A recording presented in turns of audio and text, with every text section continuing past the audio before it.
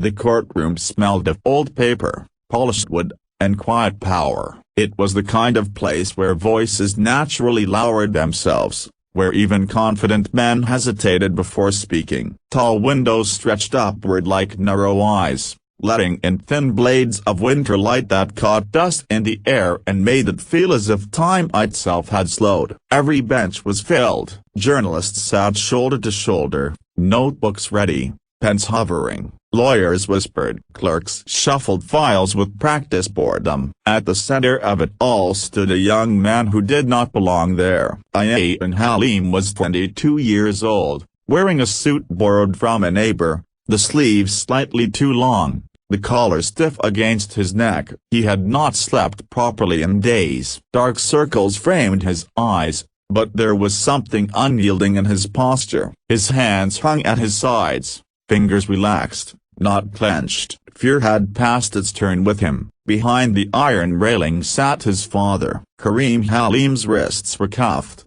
the metal biting into skin that had once been strong and steady. Prison had aged him faster than years ever could. His hair, once black, now showed streaks of gray. His shoulders curved inward as if trying to protect his heart from the world. He stared at the floor, jaw tight, refusing to look at his son. If he did, he feared the fragile control holding him together would shatter. The judge adjusted his glasses and glanced down at the file, thick with papers that told a story everyone in the room pretended was complete. The defense has exhausted its appeals, he said, voice calm, practiced, final. All evidence has been reviewed. The verdict stands. A murmur rippled through the courtroom. No doubt resignation. Another case concluded. Another life neatly folded into legal language. The prosecutor closed his folder with a quiet snap. Satisfaction barely hidden. The state rests. That should have been the end. The judge opened his mouth to move on to the next case when a single step echoed across the wooden floor. Ayaan moved forward. Wait. The word was not loud. It did not carry anger or panic, but it landed heavily, like a stone dropped into still water. Conversations stopped. Pens paused midair. The judge looked up, irritation flashing across his face. You have already addressed the court during sentencing. This is highly inappropriate. Release my father, Ayaan said. For a moment, there was silence. Then someone laughed. It began near the back in one sharp, disbelieving chuckle. It spread quickly, bouncing from bench to bench, growing louder. Fear. The prosecutor leaned toward a colleague and muttered something that turned a grin. A journalist shook his head, already crafting the line that would make the evening news. Emotional son disrupts court proceedings. The judge raised an eyebrow. Young man, this is a court of law, not the street negotiation. And I will bring you to your feet, Ayaan continued, his voice steady, unwavering, cutting cleanly through the laughter. Every one of you. That drew louder amusement, the kind reserved for arrogance that had no right to exist. Even the bailiff smiled faintly, as though watching a child pretend to challenge giants. The judge struck the gavel once. Enough. Another word and you will be removed. Ayaan did not move. You won't. The laughter faded, not because the threat was taken seriously, but because curiosity had replaced mockery. The judge leaned back slightly. And why is that? Ayaan took a breath. The room waited. My name is Ayaan Halim, he said. For 3 years, you have called my father a criminal. You said the numbers proved it. The witnesses proved it. The system proved it. He turned slowly, letting his gaze pass over the prosecutor, the jury, the rows of observers. But the system lies. The judge slammed the gavel, harder this time. Remove him. 2 guards stepped forward in unison. Ayaan reached into his jacket. Gasps tore through the room. Chairs scraped. One journalist stood abruptly. The guards froze, hands hovering near their batons. Ayaan pulled out a small black drive and placed it carefully on the wooden rail between himself and the court. The sound it made a soft plastic against polished wood was absurdly gentle for something that suddenly felt dangerous. This, Ayaan said, is why you should listen. The judge hesitated. What is that? The truth, And replied, "Every transaction you hid, every witness you paid, every ruling you influenced, including yours." The prosecutor shot to his feet. "This is outrageous. You can't just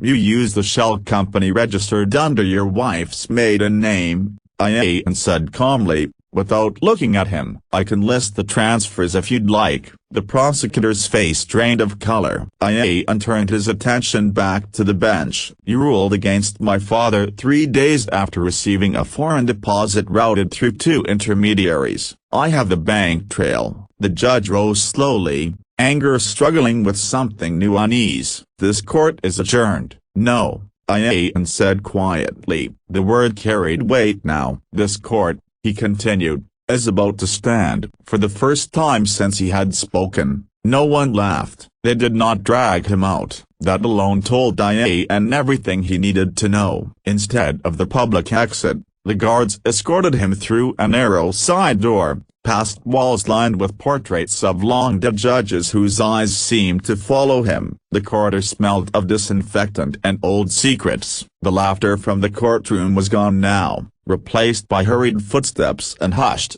urgent voices leaking through half-closed doors. He was led into a private chamber used for confidential deliberations. A long table dominated the room, its surface scarred by decades of tense meetings. 9 senior judges entered first, their robes suddenly looking heavier than before. 2 prosecutors followed, no longer confident, no longer smirking. A clerk shut the door behind them, hands trembling as she did. The air felt tight, compressed. The senior judge placed the black drive at the center of the table as if it were evidencia or weapon. "You have crossed a very dangerous line," he said, voice low. "Do you understand where you are?" And sat down without being told. "I understand exactly where I am," one of the prosecutors scoffed, though the sound lacked conviction. "You're accusing officers of the Court of Criminal Conspiracy. That's not bravery, that's suicide."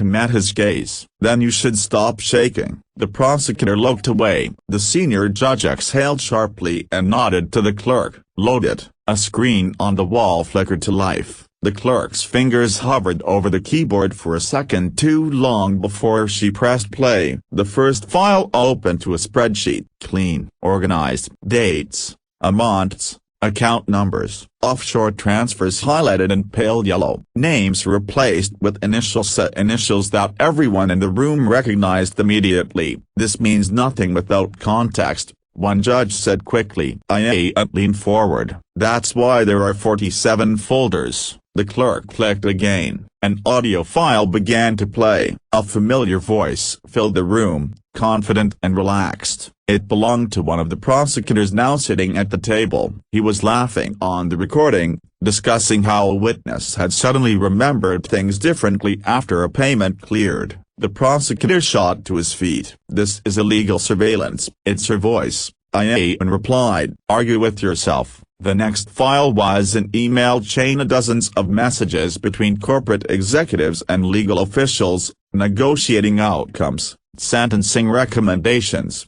and timelines. Words like donation and consulting fee appeared where bribe would have been too honest. A judge removed his glasses and rubbed his eyes. Another video played, grainy but unmistakable. A parking garage. A briefcase passed from one man to another, faces clearly visible. Timestamp matching a ruling that had shocked legal analysts at the time. The room grew quieter with each file. "This could all be fabricated," someone muttered, desperation creeping in. "Deepfakes, altered data." And nodded once, "Which is why every file has metadata intact. Timestamps verified by independent servers. Originals stored in 3 separate jurisdictions. If this drive disappears, copies release automatically." The senior judge's head snapped up. "Automatically?" "Yes," and said, "to media outlets, international ones." Silence pressed down hard. One judge's phone buzzed. He checked it, then went pale. Another followed, then another. News alerts flooded their screens and names they recognized, words they feared. Investigation, raids, arrest warrants pending. Outside, faint but unmistakable. Sirens wailed. The senior judge sank into his chair. "Who helped you?" "No one," Ian said. "Not at first." He explained calmly, methodically, how his father, an internal auditor, had uncovered a laundering network tied to powerful interests. How the evidence vanished, how witnesses recanted overnight, how the charges flipped and the man exposing corruption became the criminal instead. When they arrested him, Ian continued, "I tried lawyers, I tried appeals, I tried believing in you." No one interrupted. "So I learned," he said. "I learned finance, data security, law. I followed the money you assumed no one would ever track." One of the judges swallowed hard. "You're just a boy." Ian's voice softened, but did not weaken. "I was my father's son. Then I became his investigator." The senior judge looked at the drive again, as though hoping it might disappear if ignored long enough. "What do you want?" Ian answered without hesitation. "My father released, his record cleared, publicly." "And after that?"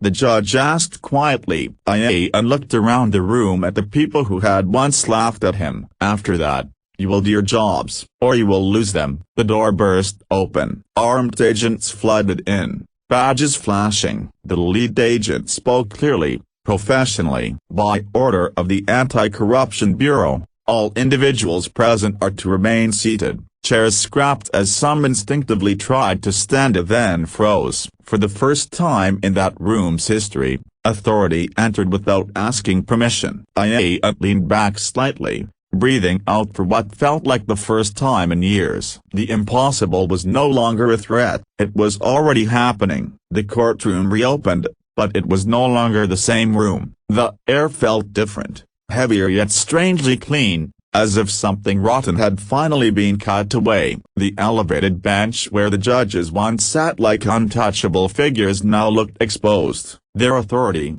once unquestioned, had cracked in full view of the public. People sensed it the moment they stepped back inside. Journalists, observers, clerks, even the guards. No one spoke above the whisper. Federal agents stood along the walls, their presence impossible to ignore. Where arrogance once ruled, procedure now moved carefully, almost respectfully. The prosecutor's table was empty, its former occupants removed so quickly that folders and pens still lay scattered where they had been left behind.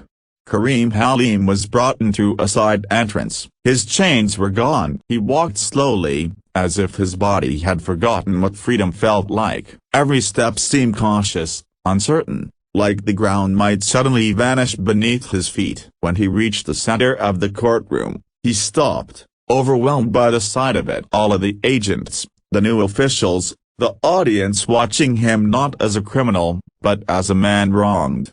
Then he saw his son. Ian stood near the front, hands clasped behind his back, his face calm but pale. When their eyes met, something in Kareem finally gave way. His shoulders shook once, sharply, before he forced himself to breathe again. "I'm here," Ian said quietly, stepping closer. Kareem's voice trembled. "You shouldn't have had to do this." "I wanted to," Ian replied. "That's the difference." A temporary presiding judge, one brought in that morning under emergency authority, cleared her throat. Her voice lacked the smooth confidence of those who had come before her, but it carried something far more important: caution. "Case number 4176, she said, glancing down at the file that had already been rewritten by events. "Kareem Halim versus the state." She paused, then looked up. "In light of newly submitted evidence, verified by multiple independent agencies," she continued, "this court finds that the charges against the defendant were brought under false pretenses."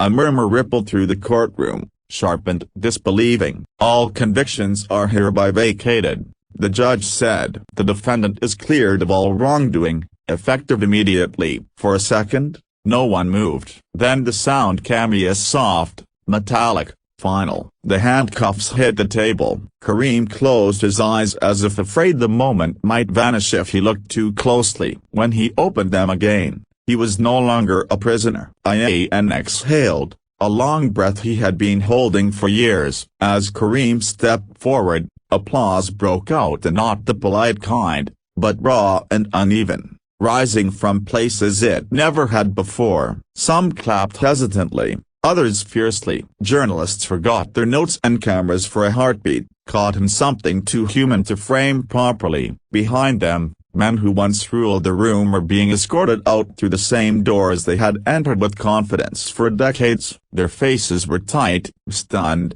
stripped of certainty. No one laughed now. No one met their eyes. A reporter pushed forward, microphone extended. "Mr. Halim," she called, "how does it feel to walk free after 3 years?" Kareem looked at Ayaan before answering. "Like waking up after a very long night." Another microphone appeared in front of Ayaan. "Did you expect this to work?" Ayaan considered the question. "I expected the truth to survive," he said. "I didn't know how long it would take." "Where did you get the courage?" someone shouted. Ayaan's gaze drifted briefly to the judge's bench, then back to the crowd. "Courage isn't rare," he said. "Opportunity is." The agents continued their work efficiently, removing documents, sealing evidence, guiding the fallen officials away. The system that had once crushed a single man was now being forced to look at itself. Kareem placed a hand on Ayaan's shoulder. "I knew you were strong," he said quietly. "I didn't know you were unstoppable." Ayaan shook his head. "I wasn't alone. You taught me what right looked like. I just refused to forget it." They walked together toward the exit, past the benches, past the whispers, past the ghosts of laughter that still clung faintly to the walls. As the heavy doors opened and daylight poured in, Kareem squinted, lifting a hand to shield his eyes. Outside, the world waited, a messy, imperfect, uncertain. But it was open. Behind them, the courtroom stood silent, no longer a place where power mocked the powerless. The impossible had not arrived like a miracle. It had walked out, step by careful step, into the light. Weeks later, the courthouse stood quieter than it ever had before. The noise had not vanished completely. There were still footsteps echoing through the halls, still the rustle of papers and the low murmur of hearings in progress, but the arrogance was gone. The building no longer felt like a fortress designed to intimidate. It felt cautious now, almost humbled, as if aware that it had been watched closely and would be again. Ayaan sat on the wide stone steps outside, a paper cup of tea warming his hands. The winter air was sharp, but the sun was kind, resting lightly on his face. Beside him sat Kareem, his coat buttoned neatly, posture straighter than it had been in years. Freedom had not erased the past from his body,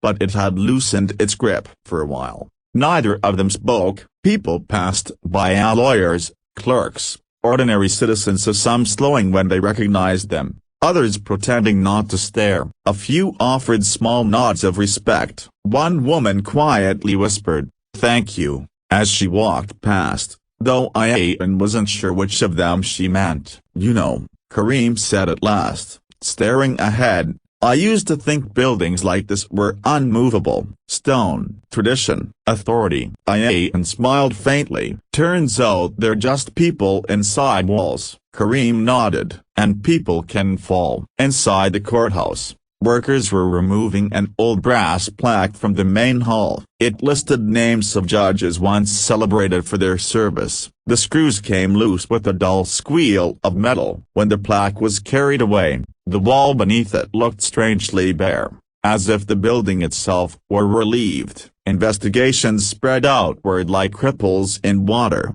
Other cases were reopened, convictions questioned, systems audited by people who knew now that silence was no longer safe. The news called it a reckoning. Commentators argued over whether it would last. Ayaan didn't care what they called it. "You didn't just save me," Kareem said quietly, "you changed the ground beneath them." Ayaan shook his head and took a sip of tea. "I didn't change it," he said, "I just showed them it could move." Kareem studied his son, seeing him clearly for the first time, not as a boy trying to be brave, but as a man who had already paid the price of fear and chosen action anyway. "What will you do now?" he asked. Ian considered the question longer than he expected. Sleep, he said finally, and Kareem laughed a real laugh, surprised and free. Then, Ian added, I'll keep watching. Watching whom? The system, Ian replied. It behaves better when it knows someone is paying attention. The afternoon light shifted, stretching their shadows across the steps. Somewhere inside, a gavel struck, not loud, not dramatic, just a sound doing what it was meant to do. People would tell the story for years. Some would exaggerate it, others would reduce it to a headline. A boy who challenged a court, a son who brought down powerful men. A moment when the impossible happened. But sitting there, sharing tea on cold stone, Ian knew that truth was quieter. Nothing magical had occurred. A man had loved his father enough to refuse silence. A system had been forced, briefly and painfully, to tell the truth. And once that truth was spoken aloud, it could not be laughed away again. As they stood to leave, Kareem placed a hand on Ian's shoulder. I'm proud of you, he said. Ian looked back at the courthouse one last time. So am I, he replied, not in triumph, but in resolve. They walked down the steps together, blending into the flow of the city, carrying with them a simple, dangerous reminder. Even the highest seats of power rest on ground that can still shake.